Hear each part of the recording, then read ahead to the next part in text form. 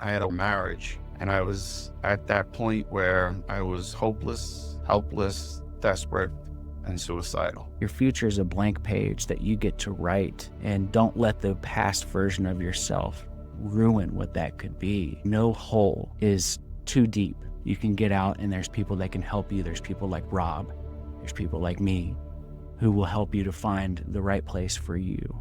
So please don't make a permanent decision based on these temporary things that are going on in your life. Hey everybody, thank you so much for joining this week of the Inspire Sessions. I'm your host, Ben Fisher, and I'm so thankful that you're here. If you love podcasts like Diary of a CEO or the Mel Robbins Podcast, you're going to love it here. So again, thank you so much. Make sure that you like, subscribe, share, get this out there to as many people as you can so they can get an inspiring message of hope. If you want to learn more about me and stay up to date with new episodes, visit benfisherinspires.com. With that being said, let's have a few words from our sponsors. When addiction takes hold, finding the right help is so crucial. Better Addiction Care collaborates with the best treatment centers across the nation to provide personalized solutions that fit your needs and your insurance. Their team's available around the clock to guide you through the process. Visit their website at betteraddictioncare.com. Help is so much closer than you think. Let's get started. Most SEO agencies follow trends, but Brand North stays ahead of them. As search engines evolve and AI changes the way people find businesses, staying visible is tougher than ever. But Brand North helps businesses to cut through the noise with ethical, strategic SEO that works long term. But Brand North only takes on a few clients per quarter, so make sure you act fast. Visit brandnorth.com before that window closes. All right, now let's get into it. This week, we have a wonderful guest from New Jersey. His name's Rob Sackowitz, and we're going to talk a little bit about gambling addiction. We're going to talk about addiction overall as a whole, but I really want to focus in on gambling addiction. Rob is an amazing guy who owns a treatment center there in New Jersey, and I'm just blessed to have him on the podcast today. So let's get into it. The man, the myth, the legend. Rob, There he is. good to see you, man. Good to see you. So glad you're here, man. I don't want to speak too much for you about who you are, but I do want to just mention right off the bat that we do work together. I work for a company called Brand North, you see here with the hat, and Rob is a client of Brand North, and just wanted to give a shout out to Brand North right off the rip there. And I've just enjoyed getting to know you, man. You're one of my favorite people in general. I don't want to say favorite client because we have a bunch of amazing people we work with, but you are a shining light in this world, and I'm just blessed to have you on here. I'm blessed to be able to have this time to get to know you a little bit better. I really just want to start out by learning a little bit more about you, Rob. I know that you own a treatment center in New Jersey, obviously, but I'd like to know a little bit about your story, man. Like, where do you come from? What got you into the field of addiction treatment? And, especially with gambling, a gambling addiction treatment. So tell me a little bit about who you are, man.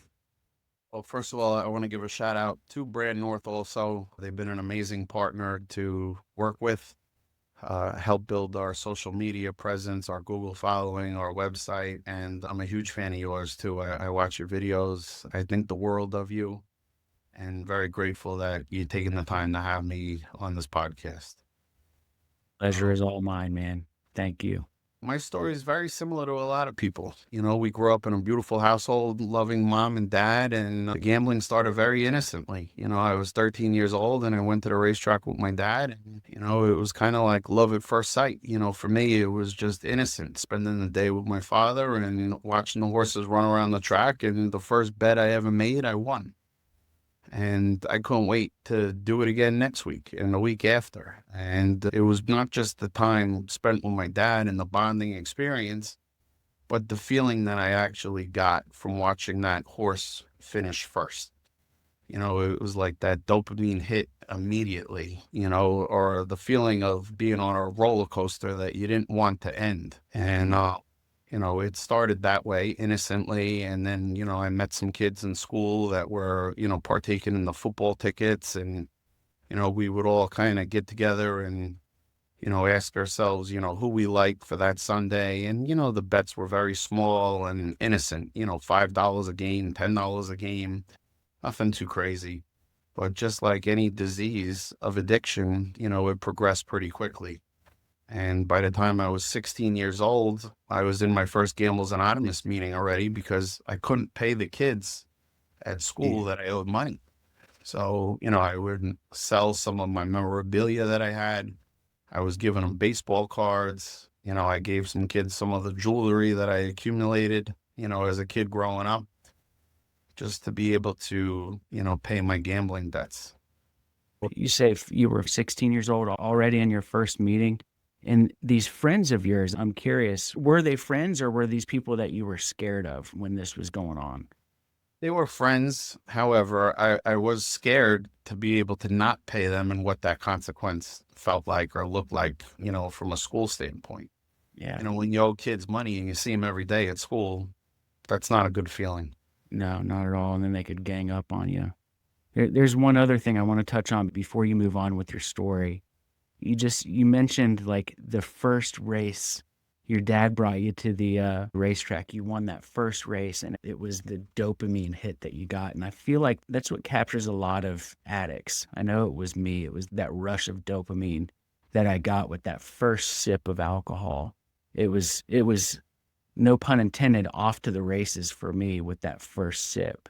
And it's interesting. I'm curious, does your dad have any history of an issue with gambling when you were growing up? Did you witness that? Did he have an issue or was it just kind of like a fun thing for him? It was more of a fun thing for him. He was able to bet a couple ball games here and there, or go to the track.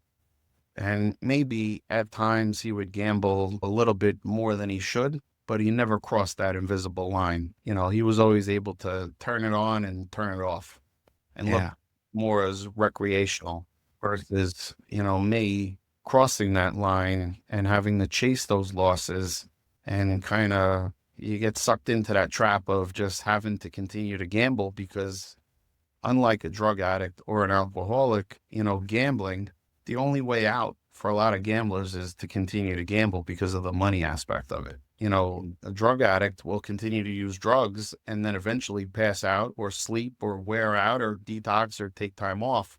A gambler is constantly worried about money. Yeah. Now tell me this, you mentioned substance abuse. Is that part of your story as well? Remind me about that. And if it is, was that starting at this early age in life too, or did that come later? No, it came pretty early on also, because once you start losing money, you look for other ways to escape and deal with the depression or deal with the anxiety. And, my parents were going through an ugly divorce, and that caused a little bit of uncertainty in my life and affected my self-esteem quite a bit and my grades in school. So I remember being drunk at 14 or 15 and the same thing, getting that warm feeling inside and saying, wow, I could drown out the noise around me and I could just escape for a few hours. A lot of this for me was running from my reality. And my reality was that I wasn't comfortable in my own skin and I didn't have tools or resources or abilities to deal with life on life's terms the right way. A lot of people, when they talk about addiction and people who suffer from addiction, they attribute it to trauma. And, I heard you mention that you had a great childhood and your dad seems like a wonderful guy. And I have a very similar experience. My parents were great. I can't think of any trauma really in my life. Obviously, we had some moments where things were tense and not so great because I was a kid that was acting a fool. But my childhood was good. So what do you say to people who say that addiction is always caused by trauma or it's always attributed to some kind of trauma? How do you talk around that, I guess, with our stories being so similar of having good families and not really seeing that? And maybe you do have trauma. Again, I don't want to speak for you. I know we've only gotten into a little bit of your story so far, but tell me what you think about the whole trauma aspect. Well, I did go through some traumatic experiences as a kid. It just wasn't until a little later on. And what I tell people generally, we become compulsive gamblers of one of three reasons, or if not all three. One, it'll start with self-esteem. If we don't feel good about ourselves, that restless, irritable, discontent feeling, not being able to look in the mirror and feel good about who you are, what you are, where you're going. Secondly, you could be predisposed genetically. Maybe mom's not an alcoholic. Maybe dad's not a compulsive gambler, but yet they're obsessive compulsive. Maybe they binge shop, or maybe they binge eat. That gene could get passed down from generation, or they may even skip a generation. Maybe it's grandpa that played the slots too much in Atlantic City, or had a couple too many to drink, so to speak, on a Friday night. And the third reason is traumatic experiences, Ben. People go through things in life and they don't want to deal with reality. They look to escape. And, when my parents divorced, that was extremely traumatic for me. I was abused, and I had a lot of bad stuff that went on from 16 to 17 after going in my first Gambles Anonymous meeting that just exacerbated the disease of addiction for me. Yeah, I love that. So move through your story a little bit. Like, let's progress. Unless, like, at that point, were you kind of through it, or did this progress and get even worse from that point? Oh, it progressed and got way worse. Because take me to rock bottom. Lead me from where you're at now in your story and get me all the way to rock bottom, because then I want to spend the rest of the time talking about hopeful stuff. I don't want to spend too much time talking about the nitty gritty, but I do want people to understand where it got and how bad it got. All right. So I joined the military when I was like 18, thinking it was people, places, and things, and if I just got a fresh start to go somewhere else, that would be okay. They threw me in the middle of Louisiana, where they had riverboat casinos everywhere and racetracks everywhere in Louisiana. So I ended up getting kicked out of the military for financial irresponsibility and underage drinking. I was arrested 9 times. I ended up with 2 DWIs. I would move around a lot and, couldn't stay in a relationship, overdrawn checking accounts, owed a lot of people a lot of money, and, met my wife and thought that, needing her would be like a fresh start, new girl, new opportunity to fix myself. And, I constantly would stay sober for a little bit and then relapse. And then the gambling led to the drinking led to the drug use, and then the drug use just escalated and progressed. So it started with pot. The pot led to coke. The coke led to crack. The crack led to heroin. And it led me at a point where I was 35 years old, getting kicked out of a family business, facing 5 years in jail with no stipulation because of an embezzlement scheme I came up with. I had a wife that was leaving our marriage, and I was at that point where I was hopeless, helpless, desperate, and suicidal. So what was the actual, and maybe all of that combined is the rock bottom, but was there like a moment where it was like clear, like, all right, now it's time to change? And what was that moment? And then obviously you're a different person today, right? So what sparked that change in you? What was that rock bottom moment? I remember pacing back and forth in my apartment when I was 35 years old, and my wife wasn't home. And my dad called me on the phone and said, "Get help, don't get help, I don't care. Give me back the keys to the shoe store. I'm done with you." And my wife was like, "If you don't get help, I'm leaving." And that was that like rock bottom aha moment. Like I knew if I kept gambling, drinking, and doing drugs, I knew what I was going to get. But I didn't know what would happen if I stopped and got sober. And I decided through working with a counselor at the time to trust his suggestion, which was to go away to rehab, to a place called Serenity Springs in Edgewater, Florida.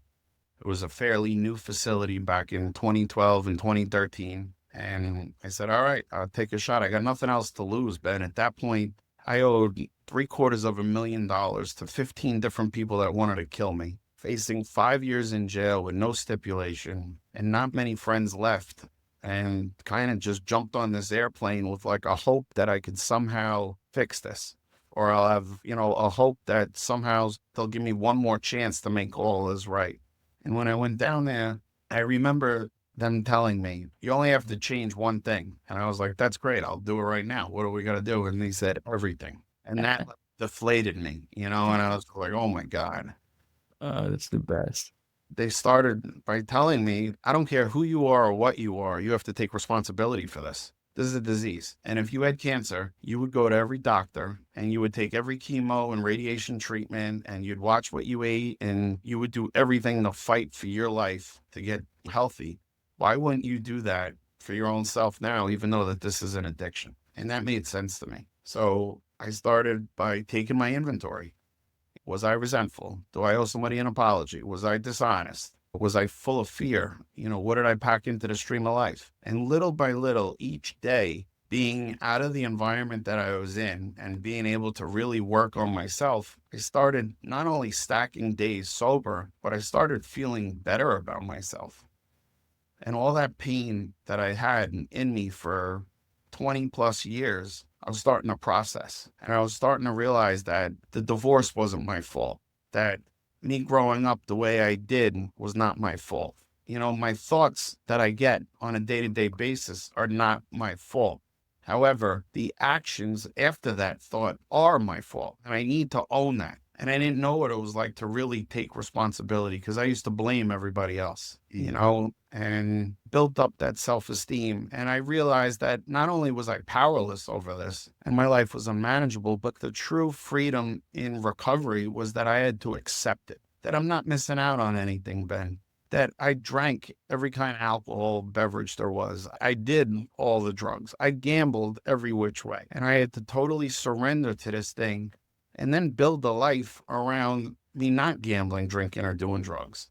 And I didn't know what that looked like. And I know that's scary for a lot of our clients, for a lot of people new in recovery, but I encourage them to look at it the other way. It could be the most exciting, most beautiful thing in the world. It's like you're getting a second chance at life. And I embraced it. And, I had a big aha moment when I was doing my third step. I got on my knees and I recited the third step prayer. And all of a sudden it started raining. And then seconds later, the sun came out. And it was like, I felt this warm, undescribable feeling come over me that something said to me that I forgive you and you're going to be okay as long as you don't drink, gamble, or do drugs ever again. And I'll never forget that feeling because for the first time after I got up off my knees reciting that prayer, I felt even. Wow. Like I instantly was able to see the world through a different set of eyes. And that's what I was really chasing my whole life, to be able to feel comfortable in my own skin. Yeah, that was an awakening. And there's a name for that in the big book, and I'm blanking on what they call that. Yeah, it's spiritual awakening, right? Yeah. Is that the term they use in the big book? That's what they say. It's a spiritual awakening. That's amazing, man. You're such an inspiration. When I talk to anybody in recovery, I think of this quote from Jelly Roll, and it's something along the lines of, I've never met an addict who didn't light up a room sober. And I just, hearing you talk like that, for some reason, that quote was sticking out to me, man, because you just light up the room. And just to think of where you've been, the darkness that you've seen and that you've lived through, but the amount of people that you've helped, man, and this is going to be a great segue into just talking a little bit about treatment of addiction, and we can talk about your center, Right Choice Recovery, a little bit. Before we do that, though, I have one question, because you mentioned making amends to people, but you also mentioned that you owed, what was it, $1.3 million? $750,000. $750,000. Okay. So you owed $750,000 to people. Were you able to make amends to those people? Were you able to pay those people? In 7 years. 7 years. Oh my gosh. Most people buy a house, are in that price range, and you get a mortgage for 30. So Yeah. I've been extremely blessed and very grateful. A lot of people say, Rob, you should be proud. And it's not a pride thing, Ben. It's a gratitude thing.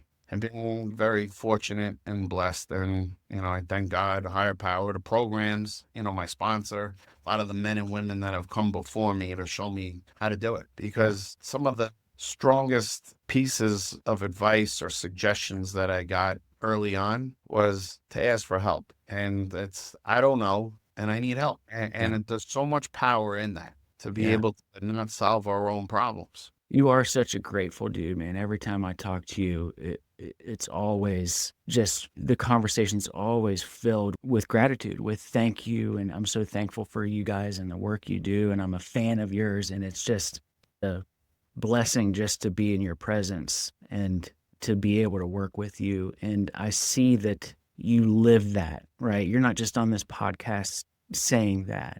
Like, you live with that gratitude in your heart. I speak a lot about gratitude as well and just how powerful it is. It's hard to be pissed off when you're practicing gratitude. When you're going through the list of things that you're grateful for, it's hard to be a shithead. You know what I mean?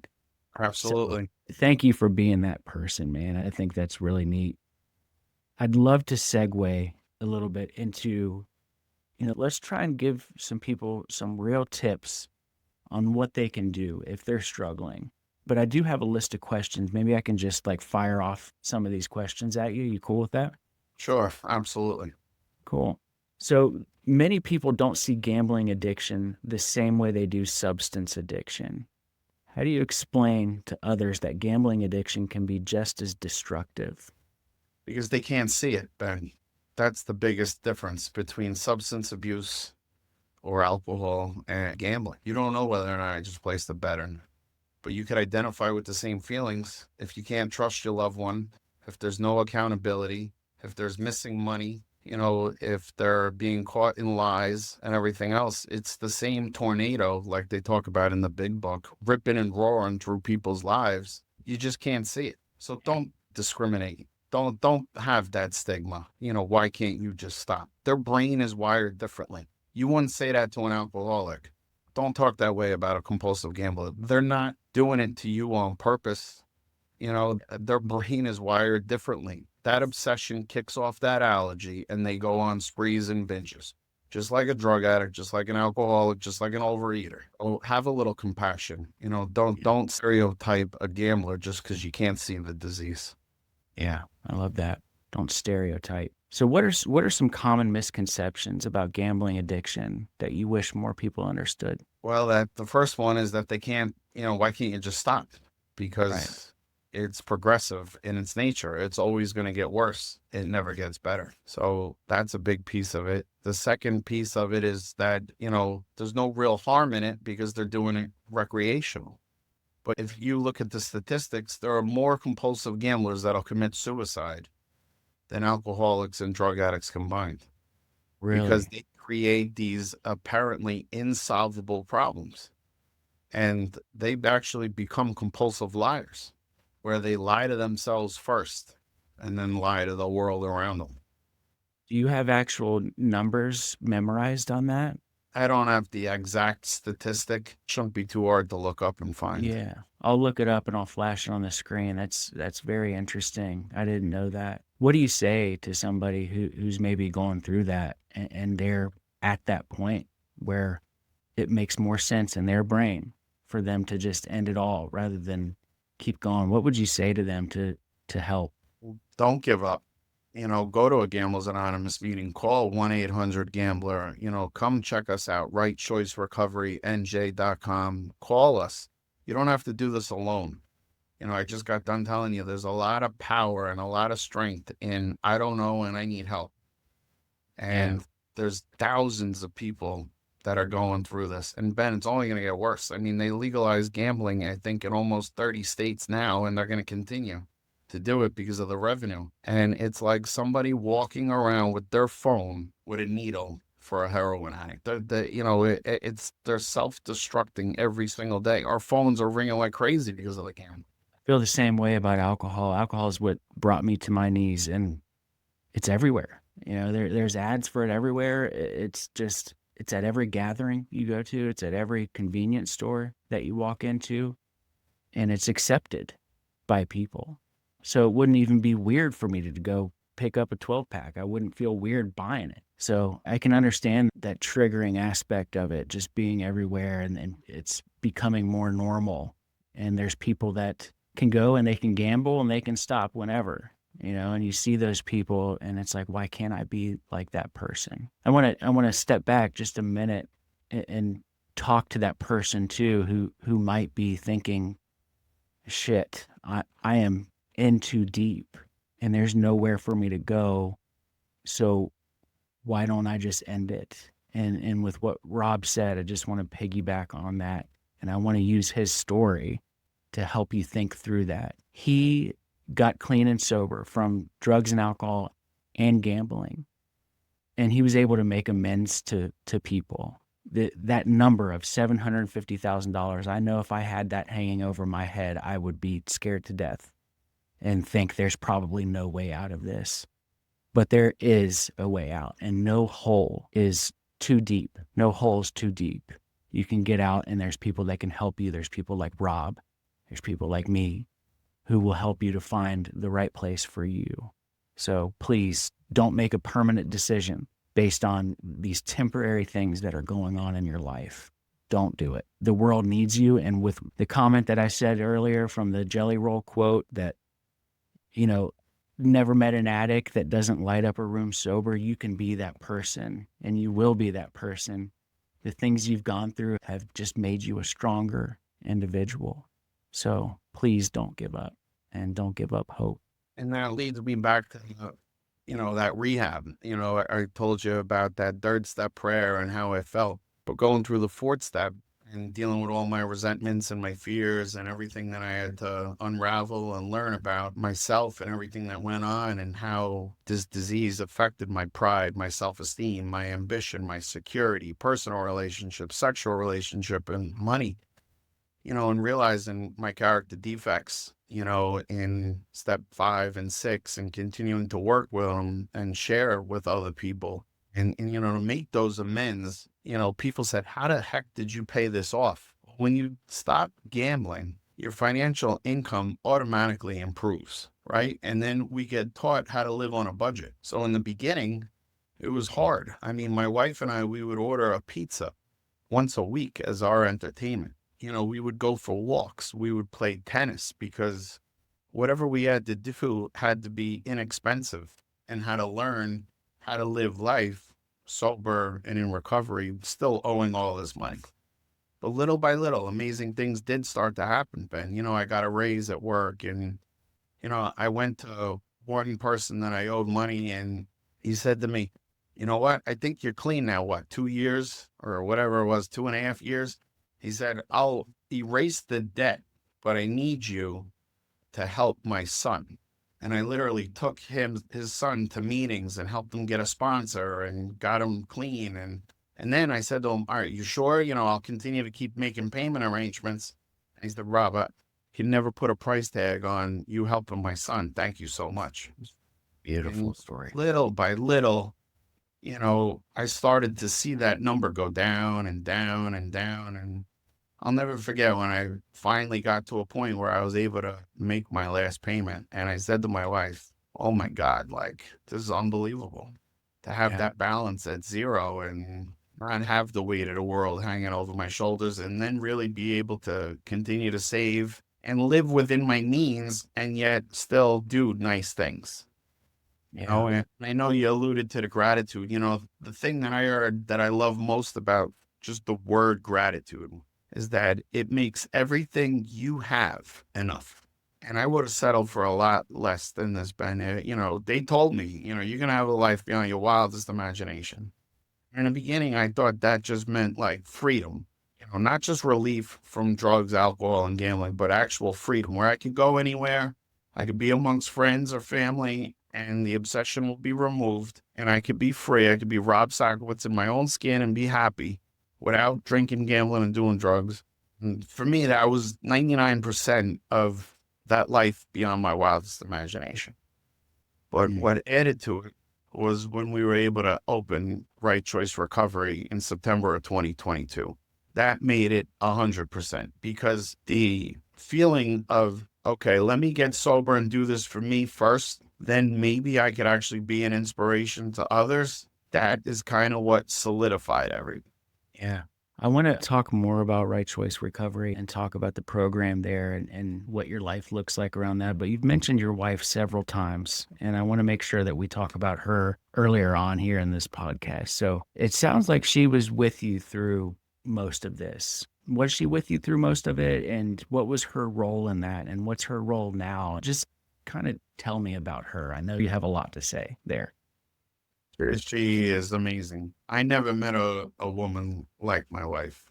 I put her through hell when I was using, and she had to make excuses, and she justified my behavior. She didn't know sometimes the difference between loving me and setting a boundary and enabling me because she didn't want me to feel any pain or be uncomfortable. But she got stronger by going to Al-Anon and Gam-Anon, and eventually learned how to set boundaries with me while I was actively using. And when I got home from rehab, we went to church one day, and I'll never forget, somebody came up to us after as we were leaving and said, Rob, Sandra, you have the ability to possibly one day be a power couple, that God may use you to be an example.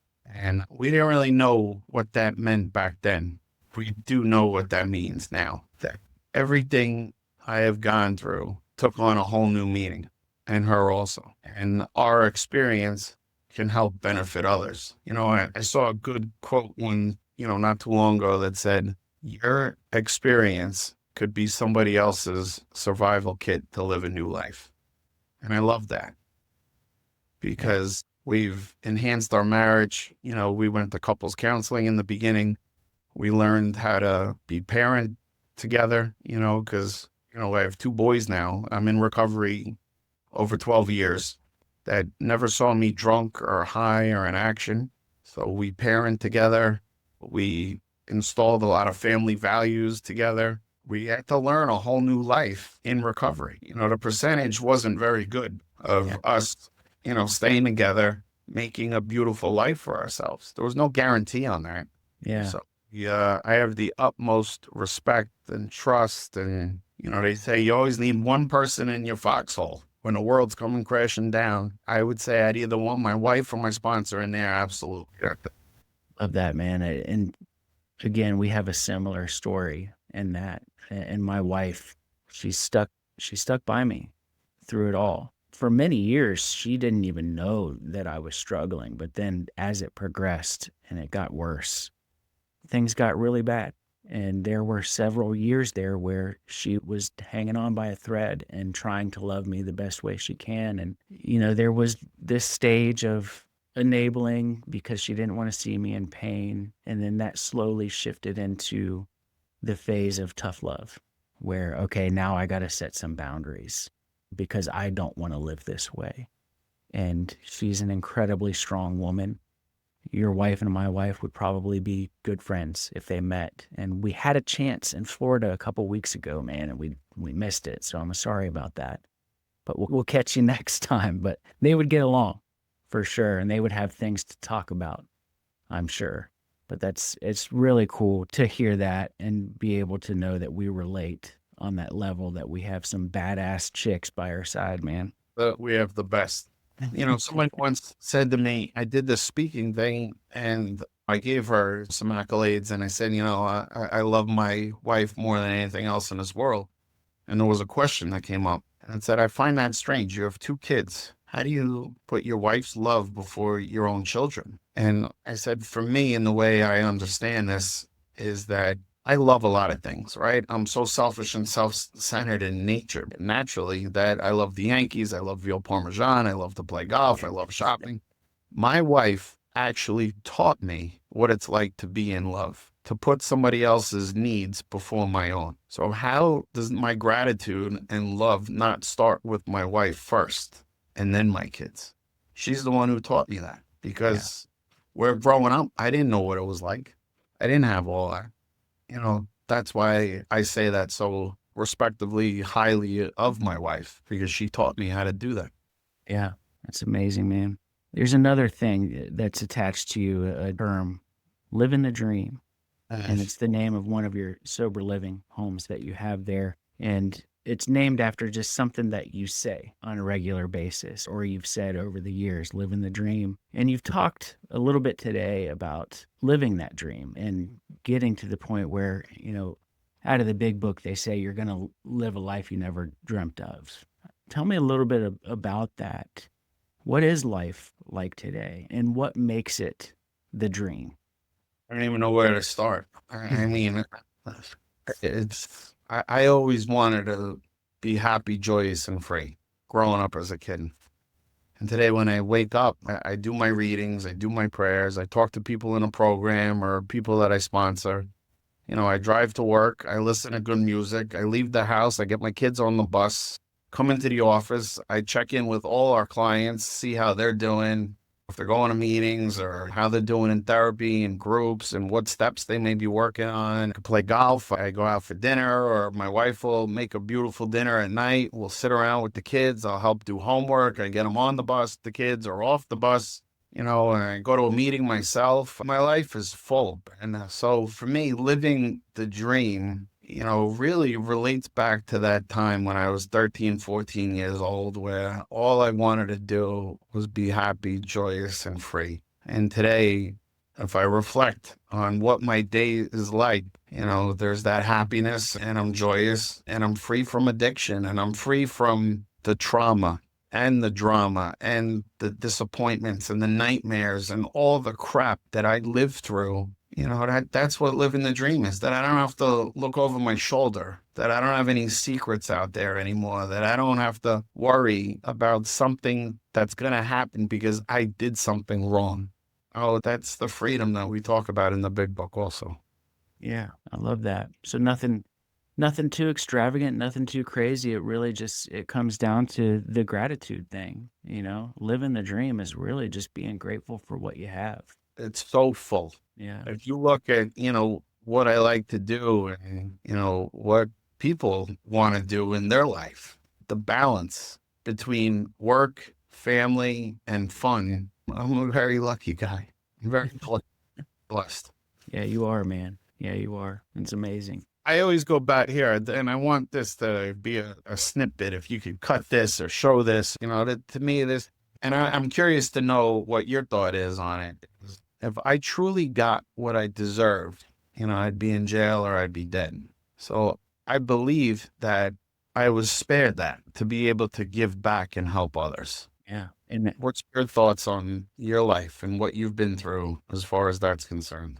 100%, and it's always a struggle mentally, though, to think like I'm stronger and I'm a better person because of the things I went through. I want to be able to be the person that says I don't have any regrets, but damn, I wish I could go back and change some things that I did. But it's kind of a conundrum, right? Because the things I went through, the things I did, led me down to the path to where I am today. You see the social media pages and the podcast and all this, and the amount of people that I'm reaching on a regular basis and hopefully helping on a regular basis. I don't think I would be this person if it wasn't for the things I went through and the things I did. So it's that conundrum for me, the back and forth. I wouldn't take anything back, but if I could go back, man, I'd probably do things a little bit different, right? But now that I'm here and I'm living it, it's clear that there was purpose and there was meaning, because I think the same thing. Like, if I didn't have my wife, if I didn't have my family and the people that love me and care about me and helped me through this, I would probably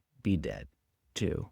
And I wouldn't have been able to be this person. And it's just a big thing that I really try to portray to people and push on them. Like, it doesn't matter where you're at now. It doesn't matter what you've done. It doesn't matter what's happened in the past. Your future can be completely different. Your future is a blank page that you get to write, and don't let the past version of yourself ruin what that could be. And knowing that now too, it's like life still gets hard sometimes, and I go through some shit just like anybody and everybody, but I know that the future is that blank page and I can change things up in any minute, right? And that's the beauty of it. Just don't give up is what it comes down to. Don't give up.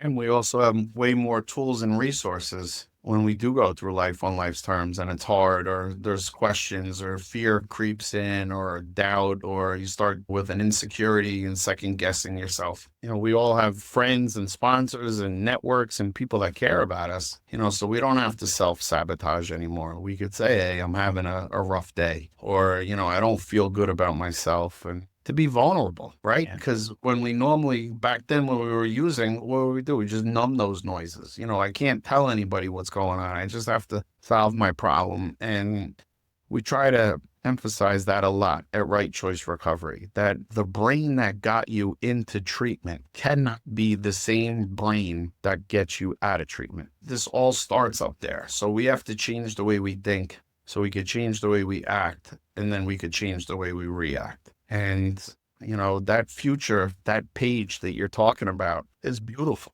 I mean, at 47 years old, I just learned something about myself that I never knew. I love to do Legos, Ben. And, that little 16-year-old kid, that 20-year-old kid, that 30-year-old kid or version of Rob Sackowitz would literally roll my eyes at me now. And I'd have a half a splash more of a martini, betting a ball game, trying to be a big shot in some fancy restaurant. And yeah, Legos are for, people that don't even have a life. And yet at 47, I actually love doing them. It slows my mind down. It's something I can do with my kids. We could follow the directions. I see the gratifying feeling of accomplishing something from start to finish, and to take pride in it and care about it and want to complete it and do it well.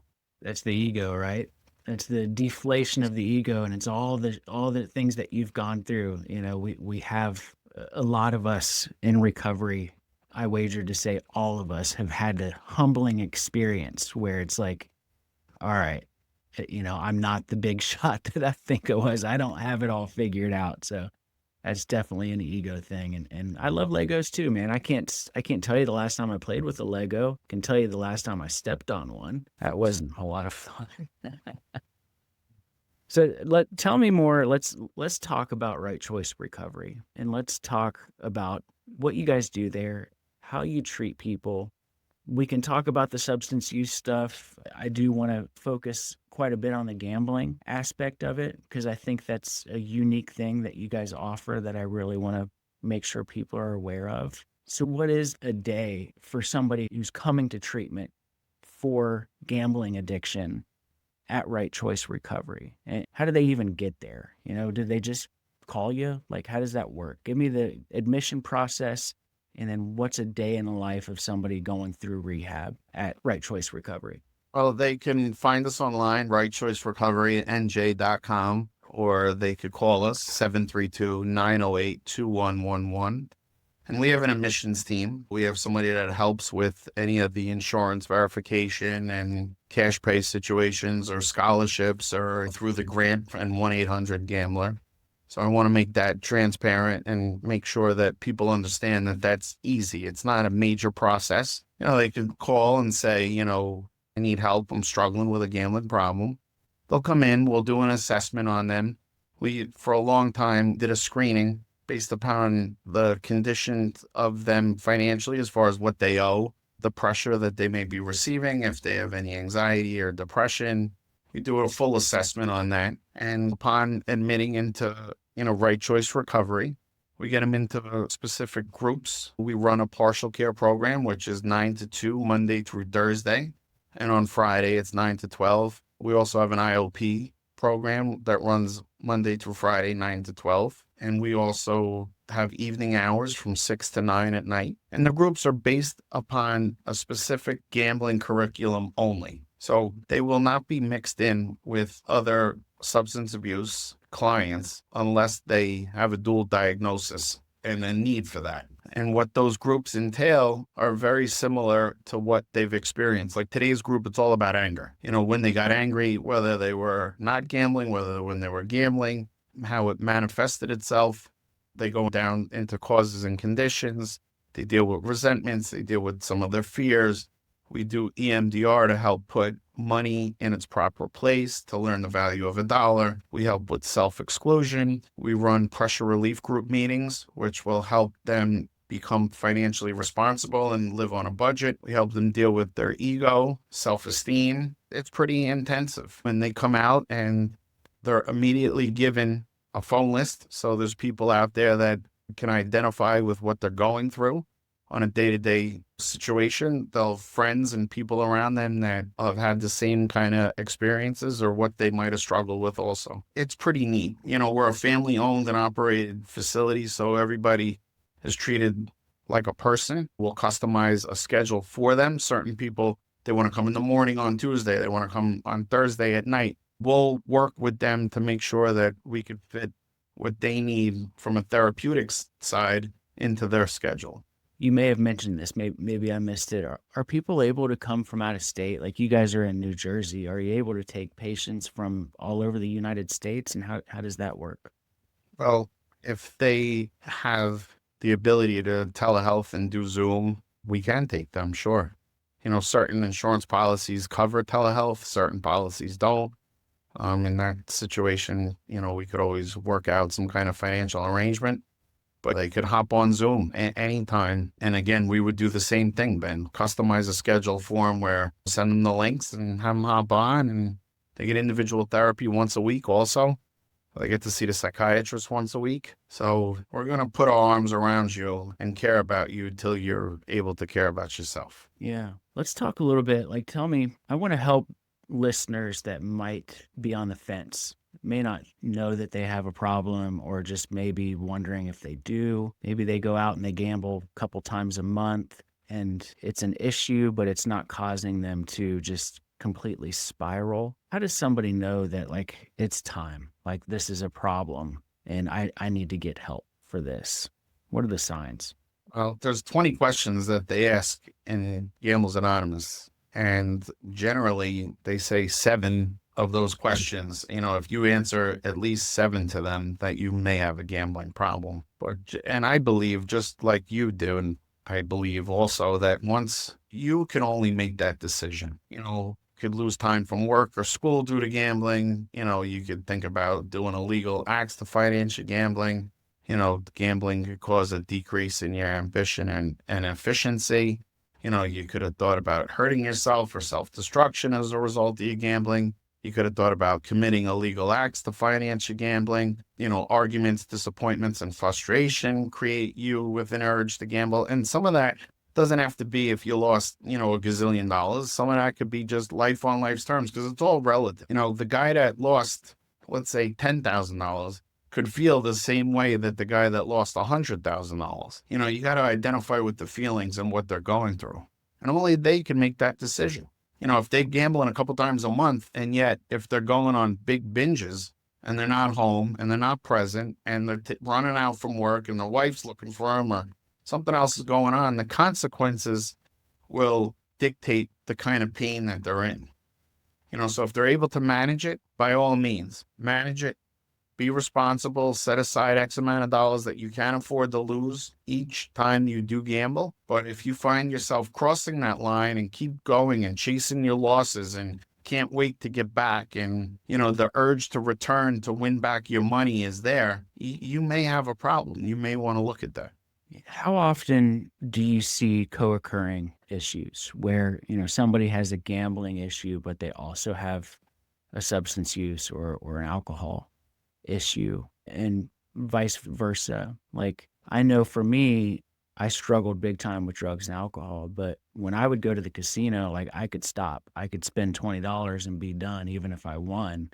That was never something that affected me, but I assume it's probably a pretty high ratio of people where it's just you hear it said that they have a addictive personality, right? And I'm sure that hits all kinds of aspects, whether it's a behavioral addiction or substance addiction. In your experience at Right Choice Recovery and just in your life in general, is it more common for people that are coming to you with gambling addiction issues that they also suffer with substance abuse, or what do you see in there? I would say we get a good mix, 50-50.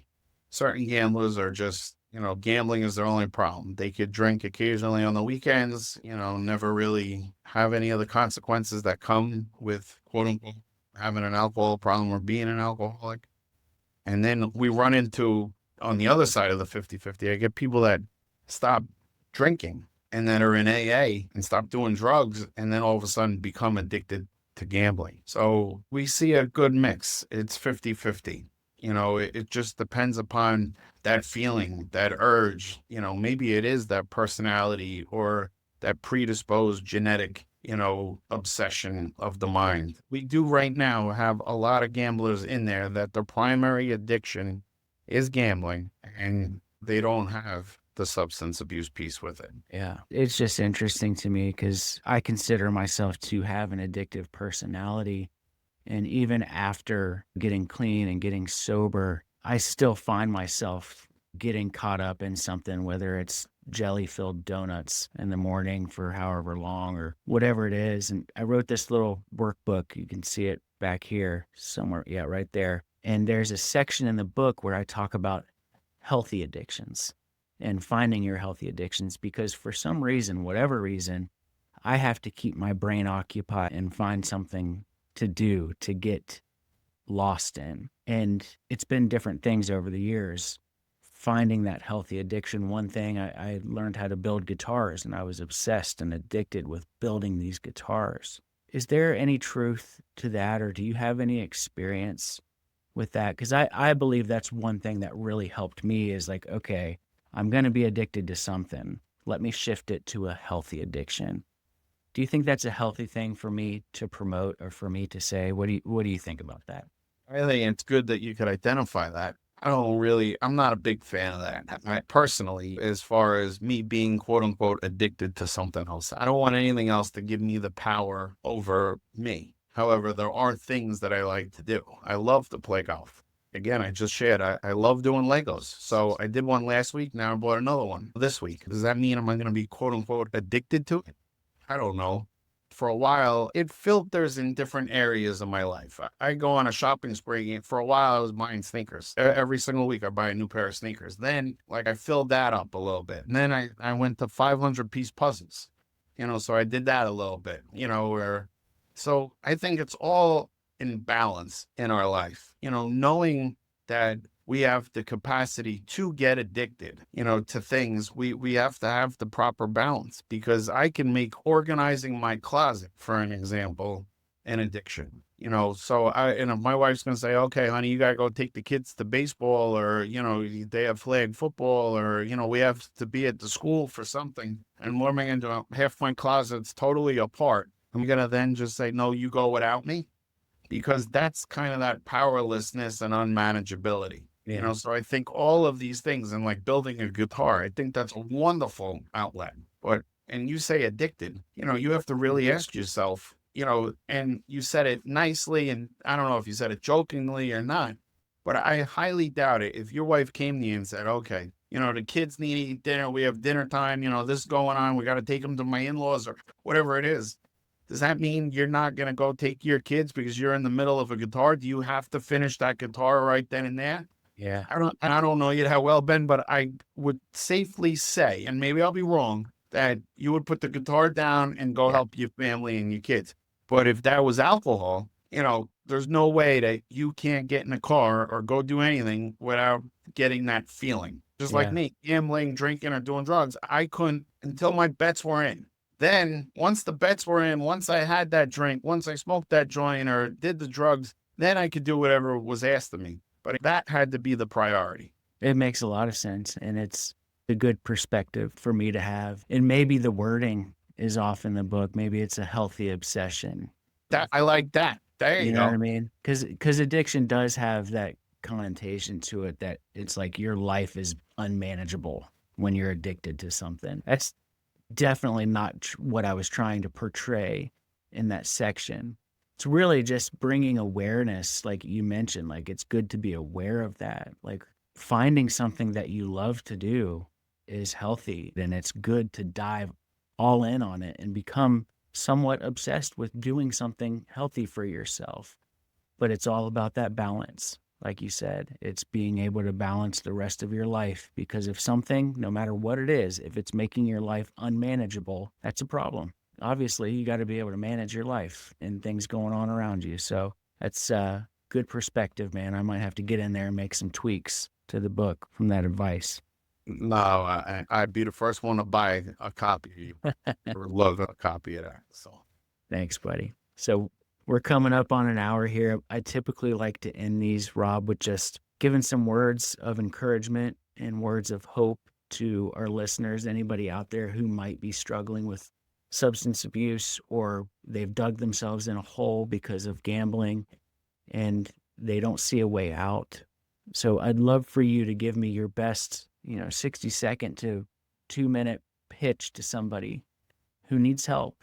Let them know that they're not alone and that they can turn things around. So I give you the floor for you to close it out with a little bit of hope for us. If you're watching this, if you're hearing this, or if you are clicking on it, we're here to help you. You're not alone. And you don't have to fight this whole world and this whole battle. It doesn't matter if it's gambling, if it's drinking, or if it's drugs. We can help you. We'll help you get to the causes and conditions of why you used to begin with. And we will give you tools and resources. We will put our arms around you and tell you that we care about you and help you become the person that you're supposed to be.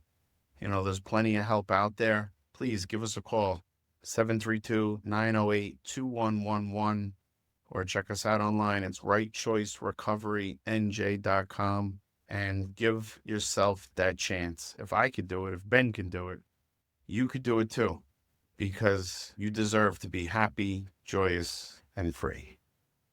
Amen, man. Thank you so much. You are a shining light in whatever room you show up in, man. And I'm just, again, blessed to know you, and I'm blessed to have gotten to know you a little bit better today. I love to know more of your story. And yeah, this was a lot of fun. I can't thank you enough for doing this. And let's talk after this. I'm going to go ahead and stop the recording. We'll say goodbye to everybody. You hang on the line, Rob, if you don't mind. Love you guys. We'll see you next time.